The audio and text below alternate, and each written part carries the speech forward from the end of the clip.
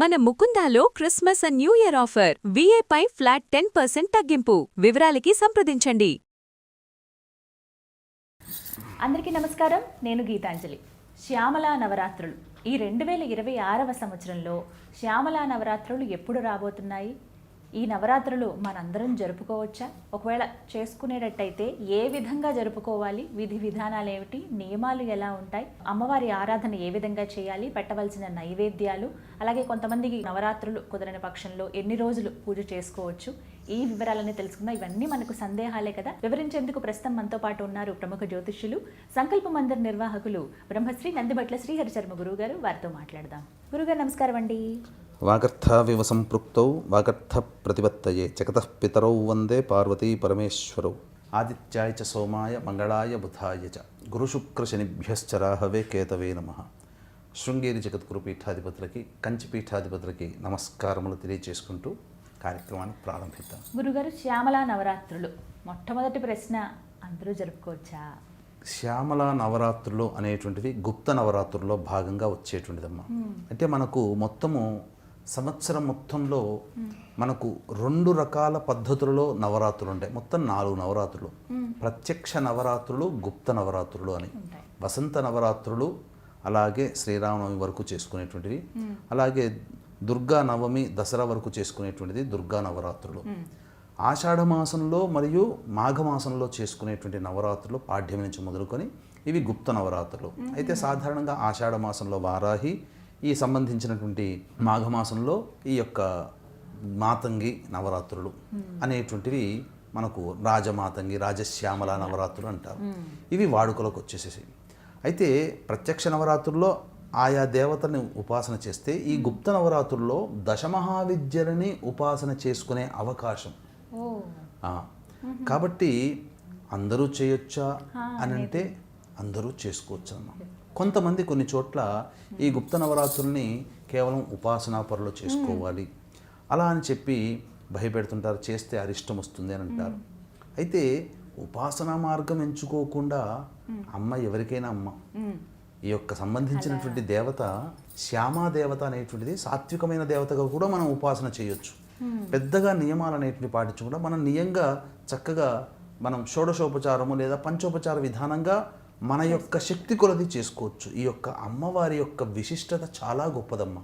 కారణం ఏంటంటే విశ్వామిత్రుల వారు అలాగే వశిష్ఠుల వారు ఇద్దరు కూడా శక్తి సాధన కోసం దశమహావిద్యల్ని ఉపాసన చేశారు. కానీ వశిష్ఠ మహర్షి అనుకున్నంత శక్తిని సంపాదించుకోలేకపోయారు. ఎక్కడో లోపం జరుగుతుంది అని చెప్పి ఆలోచించిన విశ్వామిత్రుడు ఈ గుప్త నవరాత్రులలో ఈ దశమహావిద్యని బాగా ఉపాసన చేసినటువంటి ఫలితం వల్ల సృష్టికి ప్రతి సృష్టి చేసేటువంటి శక్తి విశ్వామిత్రుల వారికి కలిగి విశ్వామిత్రులు విజయకేతనం ఎగరేశారు. అలాగే శ్రీరాముడు రావణాసురుడు యుద్ధం తెలుసు. రావణాసురుడు కొడుకైనటువంటి మేఘనాథుడు ఇంద్రజిత్తు అని అంటారు. శుక్రాచార్యుడు ఈ మేఘనాథుడికి నీవు అమితమైన బలశక్తి సంపన్నుడు కావాలంటే మామూలు రోజుల్లో కాకుండా నీ కులదేవత అయినటువంటి నికుంభల అంటే మళ్ళీ ప్రత్యంగిరానే ఈ దశమహావిద్యలని ఈ గుప్త నవరాత్రుల్లో నీవు ఆరాధన చెయ్యి, నీకు అమేయమైన శక్తి కలుగుతుంది. ఆ అమేయమైన శక్తి చేతనే రాముడిని లక్ష్మణుడిని నాగాస్త్రం చేత బంధించి చాదాపుగా మరణమంచుకు దాకా తీసుకెళ్ళగలిగాడు. కానీ రాముడు ఏమన్నా తక్కువవాడా? రాముడు కూడా ఈ గుప్త నవరాత్రుల్లో అమ్మవారిని ఉపాసన చేసి రావణాసురుడి మీద యుద్ధం గెలిచే శక్తిని సంపాదించుకోగలిగాడు. ఇది మనకు సంబంధించినటువంటిది. కాబట్టి ఈ గుప్త నవరాత్రులు అందరూ కూడా ఉపాసనాపరులు విశేషంగా, అందరూ సాధారణంగా చేసుకోవచ్చు. అయితే దీనికి ఒక నియమం ఉందమ్మా. ఈ గుప్త నవరాత్రులు చేసేటువంటి పూజా విధానంలో మీ యొక్క సంకల్పం ఏదైతే ఉంటుందో, వీక్షించేటువంటి చేసుకునే ప్రేక్షకుల సంకల్పం ఎక్కడ కూడా బయట చెప్పకూడదు. ఈ పూజ నేను చేస్తున్నాను అనేటువంటి విషయం కూడా తెలియజేయకూడదు. గుప్తముగా చేసుకోవాలి. ఒకప్పుడు చిత్రపటాలు పెట్టుకునే ఆచారం లేదు. కేవలం కలశం మాత్రమే ఎవరికి వారు అందరికీ తెలిసే విధంగా ప్రత్యక్షంగా చేసుకునే వసంత నవరాత్రులు, దుర్గా నవరాత్రులు అయితే ఎవరికి వారు ఎవరికి చెప్పుకోకుండా వారి ఇంట్లో వారే లేదా ఏదైనా ఒక క్షేత్రానికి వెళ్ళో ఏదైనా ఒక అరణ్యానికి వెళ్ళో ఒక చెట్టు కిందనో కూర్చొని గుప్తముగా చేసుకొని శక్తిని పొందే నవరాత్రులు. ఇది అమేయమైనటువంటి శక్తిని ఇస్తాయమ్మా. అందులో ఏమాత్రం సందేహం లేదు. అందరూ జరుపుకోవచ్చు, అందరూ చేసుకోవచ్చు. ఈ గుప్త నవరాత్రులు కూడా చూసుకుని ఇంకొక లింక్ ఉందమ్మా. ఈ గుప్త నవరాత్రులకి 5 మాసములు లింక్ ఉంటుంది. మాఘం, ఫాల్గుణం, చైత్రం, వైశాఖం, జ్యేష్టం, మళ్ళీ వెంబడి ఇంకొక మాసం అవునండి. నవరాత్రి. మళ్ళీ అప్పుడు వారాహి నవరాత్రులు వస్తాయి. ఇది ఇలా అన్నమాట లింక్. మరి విధానం తెలియచేస్తారా? ఎలా అసలు ఇంట్లో ఏ విధంగా జరుపుకోవాలి? ప్రారంభం నుంచి ఇప్పుడు పాడ్యమి ప్రారంభం, మనకి చొల్లంగా అమావాస్య అయిపోవడమే ప్రారంభం కాబట్టి మరి ఆ రోజునే శుభ్రపరచుకుని ప్రారంభించుకోవాలా? ఎలా చేయాలి ఏంటి చెప్పండి. ఈ సంబంధించినటువంటి పూజా విధానము, పూజా మందిరమును శుభ్రపరచుకునేటువంటి విధానము అవకాశం ఉంటే శనివారం నాడు చేసుకోవచ్చునమ్మా. లేదు వారం మనకు శనివారం సెంటిమెంటు అనుకుంటే సోమవారం ఉదయంనైనా కానీ, ఎందుకంటే అమావాస్య ఉన్నది కాబట్టి ఆదివారం చేసుకోకూడదు. దీనికి ప్రధానంగా ముందుగా అమావాస్య రోజున సంకల్పం అంటే చక్కగా అమ్మవారి దేవాలయంలో అమావాస్య రోజున వెళ్ళి చక్కగా ఆవ నూనెతో లేదా నువ్వుల నూనెతో దీపారాధన చేసి అమ్మవారికి సంకల్పం చేసుకుని రాలి. అమ్మ, నీ అనుగ్రహం వల్ల నాకు జ్ఞానం కలిగి నా సంకల్పం నెరవేరాలని నేను ఈ సంబంధించినటువంటి అమ్మవారి నవరాత్రులు చేసుకోదలుచున్నాను. నాకు ఇవ్వమ్మా, అనుజ్ఞ ఇవ్వు, అనుగ్రహించు, నాకు ఆ శక్తిని ప్రసాదించని అమ్మవారికి నమస్కారం చేసి వీలైతే కుంకుమార్చన లేదా అమ్మవారికి ఒక ఎర్రటి పుష్పమాల వేసేసి అమ్మవారికి పెట్టి ఇంటికి వచ్చేసి సోమవారం నాడున ఇల్లంతా కూడా శుభ్రపరచుకోవాలి. అయితే ఆ సోమవారం రోజున మొత్తం ఇంటికి ఉన్నటువంటి బూజు ఇల్లు అంతా కూడా శుభ్రంగా కడిగి పూజా మందిరం కడిగి పూజా వస్తువులు కూడా కడుక్కొని తదనంతరం ఒక చక్కటి శుభ్రమైనటువంటి నీటిలో పచ్చకర్పూరం, యాలకులు, అలాగే ఈ సంబంధించినటువంటి జాజికాయ, జాపత్రి, కుంకుమ పువ్వు, గోపంచకం, పసుపు, ఇవన్నీ గంగాజలము ఇవన్నీ వేసి ఇల్లంతా కూడా శుభ్రంగా తుడిచి పూజా మందిరం తుడిచి తదనంతరం ధూపం అంతా ఇంట్లోకి వేసేసేయాలి. గుగ్గిలము ధూపం వేస్తే ఇంట్లో మీరు ఆ రోజు నుంచి మీరు చూస్తే ఒక రకమైన పాజిటివ్ ఎనర్జీ చాలా బాగుంటుందమ్మా. ఇంట్లో ఉన్న నెగిటివ్ ఎనర్జీ అంతా పోతుంది. ఎందుకంటే మన మనస్సుని సిద్ధం చేసుకోవడానికి ఇది చెయ్యాలి. ఇక ఆ సోమవారం రోజున కలశ స్థాపనతోనైనా కానీ పూజ చేసుకోవచ్చు. అలాగే చిత్రపటాన్నైనా కానీ పెట్టుకొని చేసుకోవచ్చు. ఎలాంటి పటం పెట్టుకోవాలండి? అమ్మవారు రాజమాతంగి ఉన్నటువంటిది, సౌమ్య దేవతగా నవ్వుతూ పలకరిస్తుందమ్మా. కాబట్టి రాజశ్యామల అమ్మవారి చిత్రపటం దొరుకుతుంది. ఒకవేళ లేదంటే సరస్వతి అమ్మవారిని పెట్టుకొనైనా చేసుకోవచ్చు. ఈ విధంగా లేదా కలశమైనా పెట్టుకోవచ్చు. పెట్టుకుని మొట్టమొదటి గణపతి పూజ చేసుకుని తదనంతరం అమ్మవారికి పంచోపచార విధానంగానైనా షోడశోపచార విధానంగానే కానీ ఈ యొక్క పూజని చేసుకోవాలి. అయితే ప్రధానంగా అమ్మవారికి ఆరాధన చేసేటువంటి దీపారాధనకి ఈ 9 రోజుల పాటు వాడవలసినటువంటి వస్తువు ఏదంటే విప్ప నూనె, ఇప్ప నూనె అని అంటారు. కొన్ని ప్రాంతాల్లో వి అంటారు, కొన్ని ప్రాంతాల్లో ఈ అంటారు. ఏదైనా ఇప్ప నూనె చాలా విశేషం. ఇప్ప పుష్పములతో కూడా అమ్మవారిని అర్చించవచ్చు. ఇప్ప పుష్పములు నైవేద్యంగా పెట్టవచ్చు అమ్మవారికి. ఇది చాలా విశేషం. ఇక ప్రధానంగా ఈ రోజు నుంచి మొదలుకొని అమ్మవారిని షోడశోపచార పంచోపచార విధానంగా పూజ చేసుకోవడం. సాధారణంగా ఉదయం పూట జాబ్కి వెళ్ళేటువంటి వాళ్ళు చాలా కష్టం ఉంటుంది. కాబట్టి ఇటువంటి వాళ్ళు ఏంటంటే సాయంకాలం ఎలాగో జాబ్ నుంచి ఇంటికి వస్తారు. సాధారణంగా గుప్త నవరాత్రులు అనేటువంటివి రాత్రిపూట చేస్తే చాలా శక్తివంతమైనటువంటి ఫలితం ఇస్తుంది. ఈ శక్తివంతమైనటువంటి ఫలితము రావాలి అనుకున్న వాళ్ళు సాయంకాలం ఆఫీస్ నుంచి ఇంటికి రాగానే చక్కగా కాలకృత్యాదులు తీర్చుకొని అమ్మవారికి దీపారాధన, ఇప్ప నూనెతో దీపారాధన చేసి పంచోపచారం లేదా షోడశోపచార విధానంగా చేయడం. సాయంత్రం కనుక చేసేటట్లయితే విధిగా ఉదయం పూట నిర్మాల్యాలు తీసివేసి ఏదైనా ఒక 2-3 పుష్పములు అమ్మవారి చిత్రపటానికి పెట్టి ఇప్ప నూనెతో దీపారాధన చేసి ఏదైనా ఒక పండు నైవేద్యంగా పెడితే చాలు. పూజ చేయనవసరం లేదు. అగరబత్తి వెలిగించి సాయంకాలం పూజ చేసుకోవాలి. ఒకవేళ ఉదయం పూట పూజ చేసుకునే వాళ్ళు ఉంటే సాయంకాలము మళ్ళీ 2-3 పుష్పాలు పెట్టి అగరబత్తి దీపం పెట్టి ఇప్ప నూనెతో ఏదైనా నైవేద్యంగా పెట్టవచ్చు. ఇలా చేయాలి. కాకపోతే ఈ గుప్త నవరాత్రులు అన్నప్పుడు, శ్యామ నవరాత్రులు అన్నప్పుడు అమ్మవారిని ఈ 9 రూపాలలో కొలుచుకునే ఆచారం ఉంటుంది. కానీ దశమహావిద్యలని కూడా పూజించే ఆచారం ఈ గుప్త నవరాత్రుల్లో ఉంది.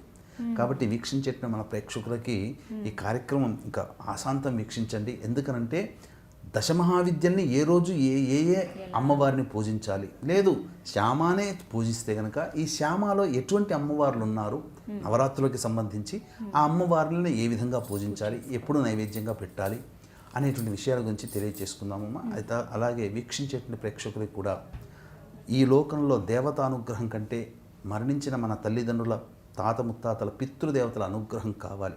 కాబట్టి ఇట్టి పితృదేవతల యొక్క అనుగ్రహం అందరికీ లభించాలనేటువంటి ఒక సదుద్దేశంతో మీరందరూ కూడా జనవరి 15 సంక్రాంతి రోజున పిండ ప్రదానము తర్పణాది కార్యక్రమాలు చేసుకోవాలి. వీలుండి చేసుకోలేని వాళ్ళు, అవకాశం లేకపోయినా ఎలాగో చేసుకోలేరు కాబట్టి మీ తరపున మన పీఠమాధ్వర్యంలో బ్రాహ్మణులని కర్తగా పెట్టి మహామహిమాన్విత కాశీ క్షేత్రంలో గంగా నదీ తీరాన సంక్రాంతి జనవరి 15, అలాగే పుష్య అమావాస్య జనవరి 18వ తేదీన పిండ ప్రదానము తర్పణాది కార్యక్రమాలు చేయించడం జరుగుతుంది. అలాగే ఆదివారం అమావాస్య ఉత్తరాషాఢ నక్షత్రం చాలా బలమైనటువంటి నక్షత్రం, బలమైన రోజు, మహత్యము కలిగినటువంటి రోజు. ఈ రోజున మీ జాతకరీత్యా కలుగు అన్ని రకాల సమస్యల నివారణకి సర్వదోష నివారణ పూజలు హోమాలలో భాగంగా వారాహి, ప్రత్యంగిర, బగలాముఖి, రాజశ్యామల, రాజమాతంగి ఇలాంటి హోమాలు, శనీశ్వర, అలాగే సుదర్శన, రుద్ర, కాలభైరవ, మృత్యుంజయ, లక్ష్మీ హోమాది కార్యక్రమాలు జరిపించి శక్తిపాతం చేసిన కరుంగలి మాల ఇవ్వడం జరుగుతుంది. ఈ కార్యక్రమంలో నమోదు చేసుకోవడానికి జనవరి 18వ తారీఖు సాయంత్రం 6 గంటల లోపల చేసుకోవచ్చు. సాయంత్రం 7 గంటలకు ప్రారంభమవుతుంది. అలాగే మన కుటుంబంలో ఎన్ని పనులు అనుకున్నా కాలేదు అని అంటే అవన్నీ కూడాను మన పితృదేవతల ఆత్మ మోక్షాన్ని పొందకపోవడం, తండ్రి వైపు 6 తరాలు, తల్లి వైపు 3 తరాలలో దుర్మరణాలు కనుకుంటే అది పంచశాపాలు అని అంటారు. స్త్రీ శాపము, గురు శాపము, దైవ శాపం, సర్పశాపము, పితృశాపం. ఈ శాపాల నివృత్తికి భీష్మ ఏకాదశి 29వ తారీఖు రోజున ఈ సంబంధించినటువంటి పంచశాప నివృత్తి హోమాది కార్యక్రమాలు జరిపించడం జరుగుతుంది. ఒకవేళ ప్రత్యక్షంగా రాకపోతే బ్రాహ్మణుని కర్తగా పెట్టి చేయించడం జరుగుతుంది. 28వ తారీఖు లోపల ఈ కార్యక్రమంలో మీరు గోత్రనామాదులు నమోదు చేసుకోవచ్చు.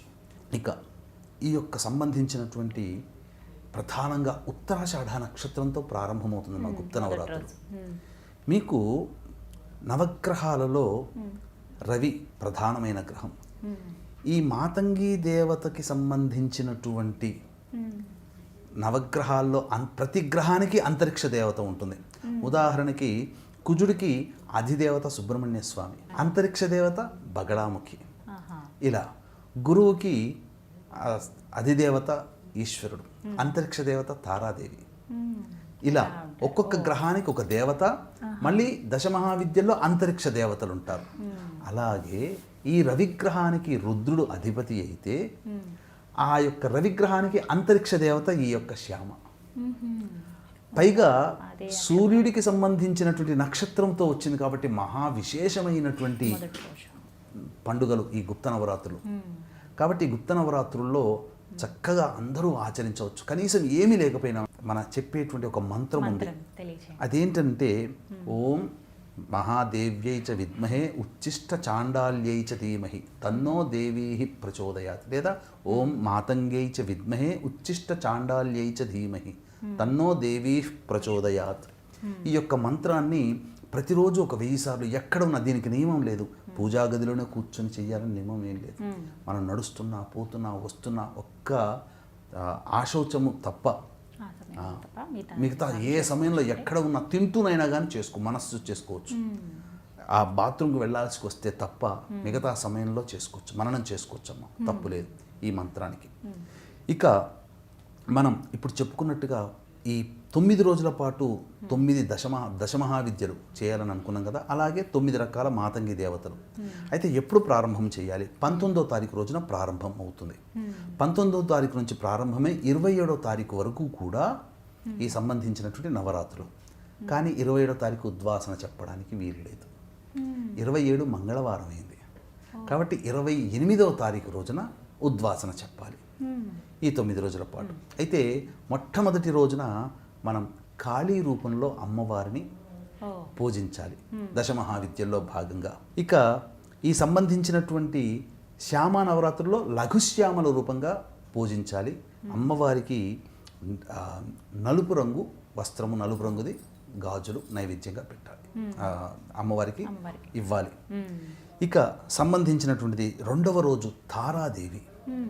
ఇక ఈ 2వ రోజున వాగ్వాదిని శ్యామలు, దశమహావిద్యల్లో తారాదేవి అయితే శ్యామాదేవి యొక్క అలంకారాలలో వాగ్వాదిని శ్యామల రూపంలో అమ్మవారిని కొలవాలి.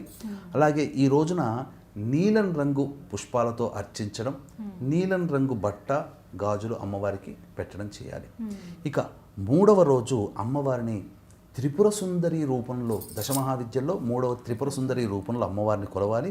అలాగే నకుల శ్యామల అనే రూపంలో శ్యామాదేవి యొక్క అలంకారాల్లో ఈ విధంగా భావన చేసుకొని పూజ చేయాలి. ఈ రోజున ఆకుపచ్చ రంగులో అమ్మవారికి వస్త్రము గాజులు సమర్పించాలి. బొట్టు కూడా ఆకుపచ్చ ధరించి చేస్తే మంచిది.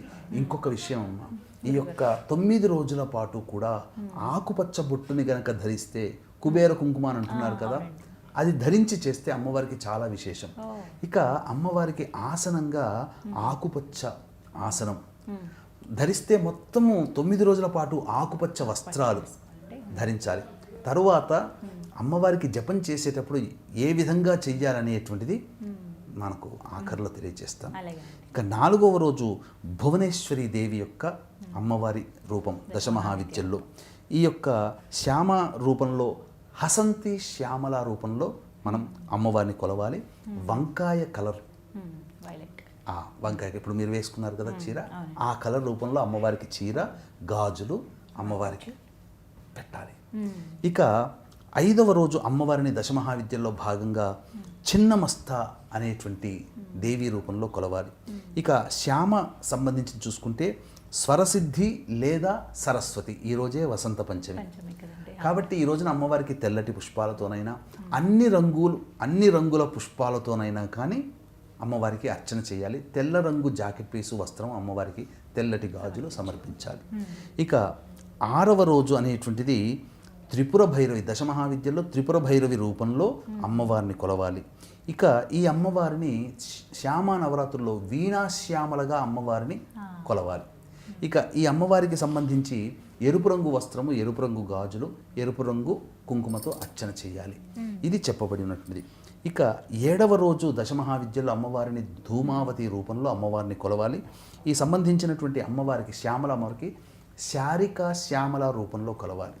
ఈ రోజున ప్రధానంగా గచ్చకాయ రంగు కలర్లో, యాష్ కలర్ అంటారు, ఆ రంగు వస్త్రము, ఆ రంగు గాజులు అమ్మవారికి సమర్పించాలి. ఇక 8వ రోజు అమ్మవారికి దశమహావిద్యల్లో బగళాముఖి అమ్మవారి రూపంలో కొలవాలి. ఇక ఈ 8వ రోజున అమ్మవారిని శ్యామ నవరాత్రుల్లో శుకశ్యామలగా కూడా కొలవాలి. కొలిసిన తర్వాత పసుపు రంగు వస్త్రము, పసుపు రంగు గాజులు, పసుపుతో అర్చన చేయాలి. ఇది విశేషం. పసుపు రంగు పూలతో అర్చన చేయాలి. ఇక 9వదైనటువంటిది చూసుకున్నట్టయితే ప్రధానంగా రాజమాతంగి అనేటువంటి రూపంలో కొలవాలమ్మ. ఇది విశేషంగా చెప్పబడినటువంటిది. ఇక ఈ అమ్మవారికి సంబంధించి ఆకుపచ్చ రంగు, ఆకుపచ్చ వస్త్రము, ఆకుపచ్చ గాజులు. కమలాత్మిక అమ్మవారు దశమహావిద్యలో ఆఖరిది 10వ రోజు బుధవారం 28వ తారీఖు రోజున ఈ యొక్క కమలాత్మిక అమ్మవారి రూపంలో కొలవాలి. ఇక అమ్మవారిని ప్రధానంగా రాజశ్యామలగా రూపంగానైనా కానీ కొలవచ్చు, లేదా అమ్మవారిని మాతంగి రూపంలోనైనా కానీ కొలవచ్చు ఈ రోజున. ఇది ఈ విధంగా అమ్మవారికి సంబంధించినటువంటి విధి విధానం ఆచరించాలి అని చెప్పవచ్చమ్మా. నైవేద్యం ఏం సమర్పించాలండి అమ్మవారికి? ప్రధానంగా అమ్మవారికి ఇప్పపూలు అంటే చాలా విశిష్టం. ఇప్పపూలు నైవేద్యంగా పెట్టవచ్చు, బెల్లం పాయసం నైవేద్యంగా పెట్టవచ్చు, అల్లం గారెలు, మినపగారెలు నైవేద్యంగా పెట్టవచ్చు, అరటి పళ్ళు నైవేద్యంగా పెట్టవచ్చు, ఆవు పాలు నైవేద్యంగా పెట్టవచ్చు, అలాగే పులిహోర కూడా నైవేద్యంగా పెట్టవచ్చు అమ్మా, అందులో సందేహం లేదు. ఇక మీకు ఆఖరిలో చెప్తానన్నాను కదా మంత్రము, ఓం మాతంగ్యై చ విద్మహే ఉచ్ఛిష్ట చాండాల్యై చ ధీమహి తన్నో దేవీ ప్రచోదయాత్. మాతంగ్యై చ విద్మహే ఉచ్ఛిష్ట చాండాల్యై చ ధీమహి తన్నో దేవీ ప్రచోదయాత్. ఈ అమ్మవారి మంత్ర జపం చేసేటప్పుడు వీలుంటే అన్ని రంగుల వస్త్రాలు ధరించవచ్చు, లేదా ఒకే ఆకుపచ్చ రంగమ్మ, ఆకుపచ్చ రంగు మొత్తం ధరించి, ఆకుపచ్చ గాజులు ధరించి, ఆకుపచ్చ బొట్టు ధరించి అమ్మవారికి తూర్పు వైపున కానీ ఉత్తరం వైపున కూర్చొని ఈ మంత్ర జపం చేయాలి. ఈ మంత్ర జపం చేసేటప్పుడు నోట్లో తాంబూలం వేసుకొని జపం చేయాలమ్మా. చక్కగా విశేషం. అమ్మవారికి ఉచ్ఛిష్ట చాండాలి అంటే, ఉచ్ఛిష్టము అంటే ఎంగిలి అని అర్థం. కాబట్టి తాంబూలాన్ని నములుతూ, అట్లా అని చెప్పేసి ఏ జర్దాపానో ఇవి కాదమ్మా, మామూలుగా తాంబూల సేవనం చేసుకొని అమ్మవారికి ఒకటి నైవేద్యంగా పెట్టడం. ముత్తైదులకు ఎవరైనా కానీ, అంటే ప్రతిరోజు 9 రోజులు పూజ చేస్తారు కదా, ప్రతిరోజు ఒక ముత్తైదుకి పిలిపించి ఆమెను అమ్మవారిగా స్వరూపంగా భావించి ఆ అమ్మవారికి ఏదైనా వస్త్రములు, ఈ చెప్పబడినటువంటి వస్త్రములు ఒక్కొక్క రోజు ఒక్కొక్క రంగు చెప్పాం కదమ్మా, ఆ వస్త్రములు ఆ అమ్మవారిగా భావించి ముత్తైదుకి ఇచ్చి, ఆ ముత్తైదు కూడా ఒక తాంబూలం, మొత్తం 3 తాంబూలాలు తీసుకోవాలి. ఆ మూడవ తాంబూలంతో తాను పూజ చేసి ఎవరన్నా అయిన తర్వాత జపం చేసుకుంటుంది కదా, ఆ తాంబూలాన్ని వేసుకొని జపం చేయాలి. నైవేద్యంగా పెట్టింది తాను సొంతంగా భుజించవచ్చు. ఇలా ఈ విధంగా తాంబూల సేవనం చేస్తూ చేయాలి. ఆసనం కూడా ఆకుపచ్చ రంగుదైతే మరీ విశేషమమ్మా. ఇది చెప్పబడింది. మరి మంగళవారం రోజు 9వ రోజు అవుతుంది కదండి, మరి ఆ రోజు కలపకుండా 10వ రోజు కలిపేయచ్చా? ఇప్పుడు 10వ రోజు కలపాలమ్మా. ఫోటో పెట్టుకున్నా లేదంటే కలశం పెట్టుకున్నా అమ్మవారికి ఉద్వాసన చెప్పొచ్చు. వాటన్నిటి తీసి ఇంకా పక్కన పెట్టేసుకోవాలి, చేయవచ్చు అమ్మా. ఇంకా చెయ్యకూడనివి ఏమన్నా ఉన్నాయా? నియమం అంటే ఈ మాతంగి నవరాత్రులు, శ్యామ నవరాత్రులు మాఘమాసంలో ప్రారంభమవుతాయి కాబట్టి ఈ 9 రోజుల పాటు నేలపై శయనించడం, దాంపత్య జీవితానికి దూరంగా ఉండి బ్రహ్మచర్య వ్రతం ఆచరించడం, మద్యపానము మాంసాహారము నిషిద్ధము. ఇక భోజనం చేస్తే కనుక రాత్రిపూట భోజనం చేయవచ్చు, లేదా పూజ చేసుకొని మధ్యాహ్నమైనా ఇంట్లో ప్రశాంతంగా ఉన్న వాళ్ళు ఇంట్లో పొద్దున పూట పూజ చేసుకొని మధ్యాహ్నం భోజనం చేయవచ్చు. భోజనం చేసేటప్పుడు ఒక నియమం ఉందమ్మా. ఈ భోజనం అంతా అయిన తర్వాత ఆఖరిన మజ్జిగ అన్నం పెట్టుకుంటాం కదా, ఆ ఆఖరి ముద్దని అమ్మవారికి నైవేద్యంగా పెట్టాలి. ఒక పక్కన ఆఖరి ముద్ద ఉచ్చిష్టం కాబట్టి, ఎంగిలి కాబట్టి అది నైవేద్యంగా పెట్టాలి.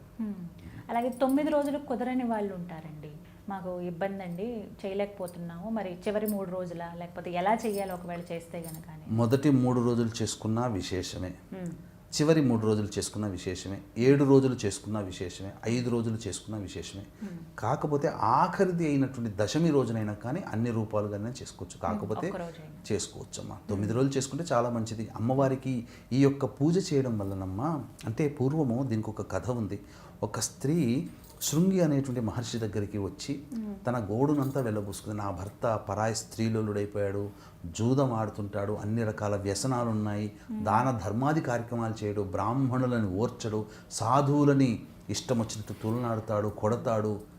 కానీ పతియే ప్రత్యక్ష దైవం, నా భర్తని విడిచి నేను ఉండలేను, నా భర్త నాకు కావాలి, కానీ నా భర్తలో మార్పు రావాలి, ఏం చెయ్యాలి అని అంటే అప్పుడు ఆ శృంగి ఆమె సంబంధించినటువంటి వృత్తాంతం అంతా విన్న తర్వాత ఆమెకు ఈ యొక్క గుప్త నవరాత్రులు అనేటువంటిది ఉపదేశం చేయడం, ఈ యొక్క గుప్త నవరాత్రులు చక్కగా ఆచరించినటువంటి కారణం చేత భర్త అన్ని రకాల వ్యసనముల నుంచి బయటపడ్డాడు.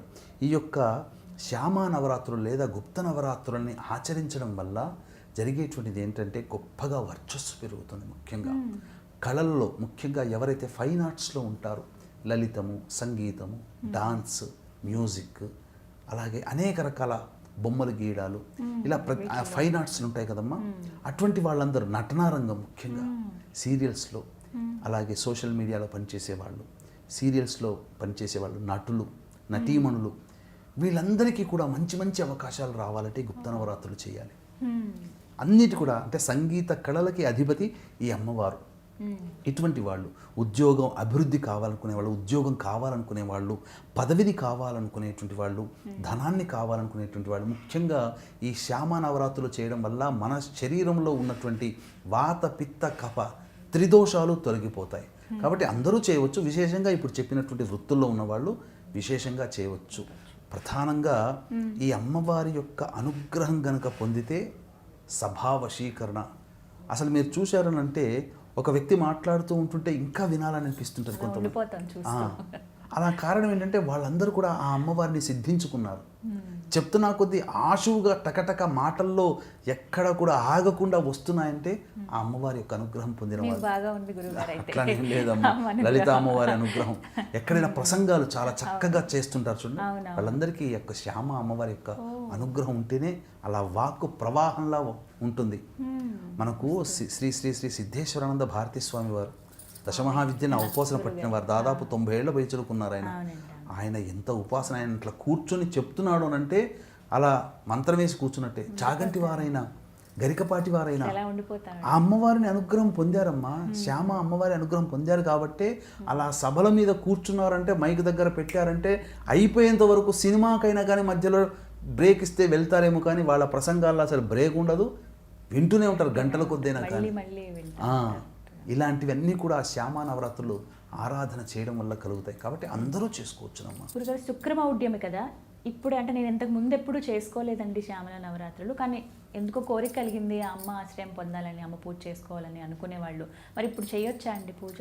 అయితే సాధారణంగా పూజ చేసుకోవచ్చునమ్మా. ఉపదేశం తీసుకొని సంకల్పం గట్టిగా చేసుకొని ఇక నుంచి నా జీవితాంతం నేను ఈ యొక్క కార్యక్రమాన్ని కనీసము ఒక 12 సంవత్సరాలు నేను చేస్తాను, లేదా 3 సంవత్సరాలు చేస్తాను అని సంకల్పం చేసుకొని చేసుకోకూడదు. సాధారణంగా చేసుకొని ఆనవాయితీగా సంవత్సరాల నుంచి చేసుకున్నటువంటి వాళ్ళు ఉంటారు కదా, వాళ్ళు చేసుకోవచ్చమ్మా. ఇప్పుడు జపం చేయాలనుకున్న వాళ్ళు చేసుకోవచ్చమ్మా. చక్కగా అమ్మవారిని ఇక్కడ పటం పెట్టమని, కలశం పెట్టమని ఇవి తర్వాత వచ్చాయి. గుప్త నవరాత్రులు అంటే మనం మనస్సులో మనం చేసుకునేటువంటిది. ఇక నిరంతరం ఈ యొక్క అమ్మవారి చెప్పినటువంటి ఇంతకుముందు చెప్పానుగా మంత్రం, అది నిరంతరంగా చేసుకోవచ్చమ్మా.